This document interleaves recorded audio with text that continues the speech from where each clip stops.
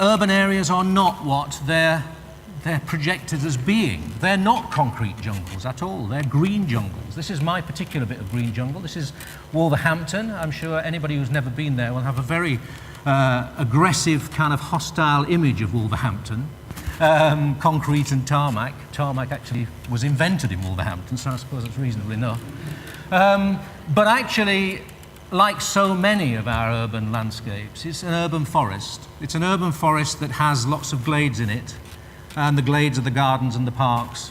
And they're better than the real thing out in the countryside, because every morning large mammals wander out and hang food up. You know, this is El Dorado as far as blue tits and other wildlife are concerned. So it's an urban forest, and therefore no surprise that it's also a brilliant place to see nuthatches, to see lime hawk moths.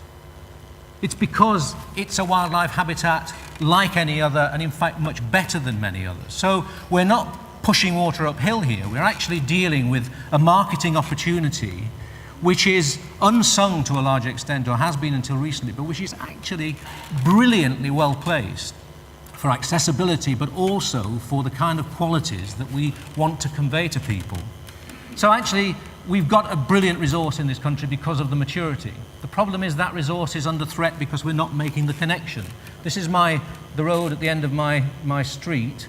Those orange blobs are all 120, 130-year-old trees that have been lost in the last 10 years to a whole range of stupid individual reasons. The most bizarre of all was that they recambered the road, which meant the double-decker buses leaned more slightly to the curbside, which meant that 3 trees had to be chopped down. The water main was replaced. No more leaking water main, no more groundwater. The tree died. So we're losing, in a kind of gradual, chronic way, the very resource which is actually our greatest marketing tool in terms of making the connection. Some of you remember the cable trenching campaign, and I spent a couple of years wandering the streets, annoying people digging holes by taking their photographs. That's the same tree now. So we're actually eroding that resource, and we have to reach the opinion formers, the politicians, the decision makers. And I don't think that we can miss a trick. We have to use everything in our armory. So in arguing with some people that with the heat island effect, with the climate change, we're losing the natural air conditioners and we're adding to our carbon footprint and we're increasing our energy costs if we lose the shading trees in the summer and the sheltering trees in the winter. Well, that's an argument that will wash with some of them. But there needs to be a much more overt battle, I think, with the opinion formers and the opinion leaders. And that means we have to make it relevant. And the word relevant, I think, is absolutely critical. Everybody's familiar with that particular view.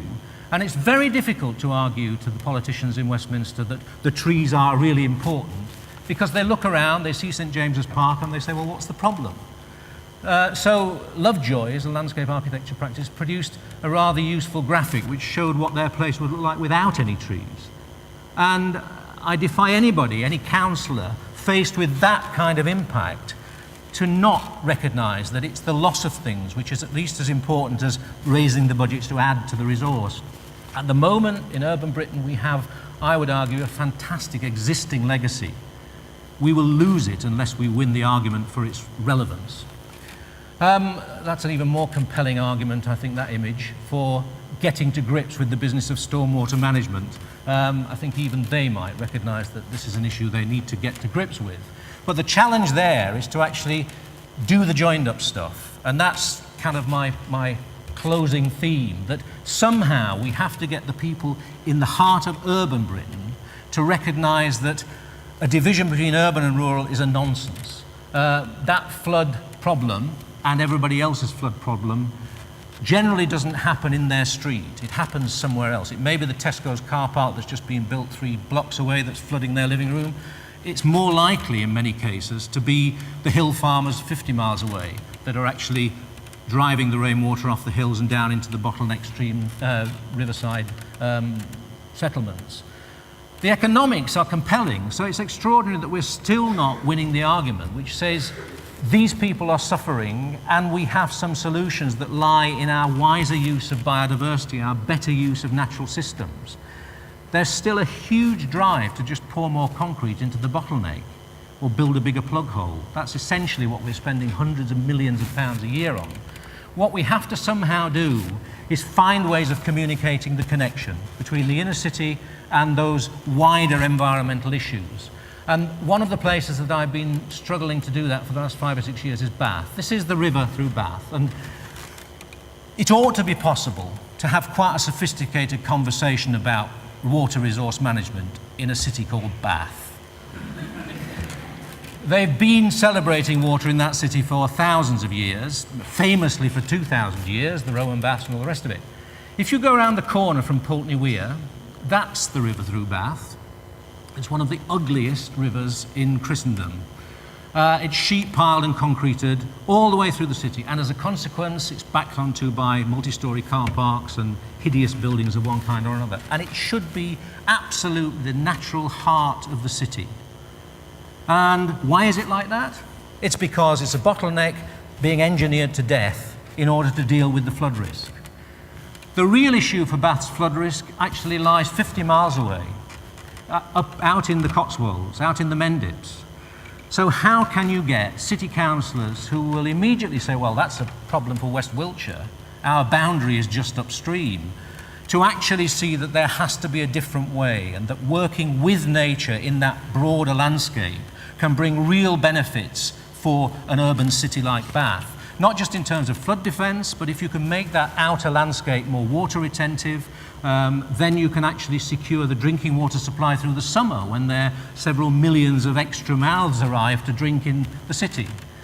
And just as a parting shot, one of the things I've been doing is working with the University of Bangor. They have a Centre for Advanced Software Technology, to see how we can use computer technology in very simple ways that even I can understand, just to make that connection.